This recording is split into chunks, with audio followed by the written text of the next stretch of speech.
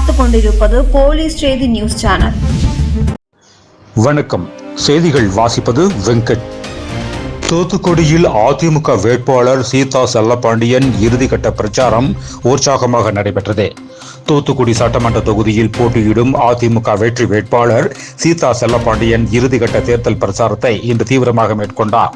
கடந்த அதிமுக ஆட்சியின் சாதனைகள் குறித்து மக்களிடம் எடுத்துரைத்த அவர், தற்போதைய திமுக ஆட்சியில் ஏற்பட்டுள்ளதாக கூறப்படும் விலைவாசி உயர்வு, மின்சார கட்டண உயர்வு, சொத்து வரி உயர்வு உள்ளிட்ட பிரச்சனைகளையும் வலியுறுத்தினார்.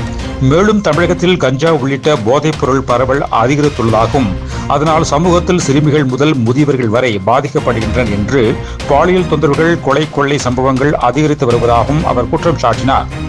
தமிழகத்தில் மீண்டும் அம்மாவின் வழியில் நல்லாட்சி அமைய இரட்டை இலை சின்னத்திற்கு வாக்களிக்குமாறு மக்களிடம் கோரிக்கை விடுத்துள்ளார். இந்நிலையில் இன்று நடைபெற்ற இறுதிக்கட்ட பிரச்சாரம் தூத்துக்குடி அண்ணநகர் பகுதியில் தொடங்கி போல்பேட்டை, கந்தசாமிபுரம், லூர்தம்மாள்புரம், திரேஸ்புரம், மாதா கோயில் பகுதி, விஇ ரோடு, பிரைன் நகர் உள்ளிட்ட பல்வேறு பகுதிகளில் நடைபெற்ற சுமார் 300க்கும் மேற்பட்ட இருசக்கர வாகனங்களில் ஊர்வலமாக சென்று உற்சாகமான முறையில் பிரச்சாரம் மேற்கொள்ளப்பட்டது. இந்த பிரச்சார ஊர்வலம் குரூஸ் பெர்னான் சிலை முன்பு நிறைவடைந்தது. இதில் தேசிய ஜனநாயக கூட்டணியைச் சேர்ந்த பல்வேறு கட்சிகளின் நிர்வாகிகள், தொண்டர்கள் மற்றும் பொதுமக்கள் திரளாக கலந்து கொண்டு ஆதரவு தெரிவித்தனர். நன்றி, வணக்கம்.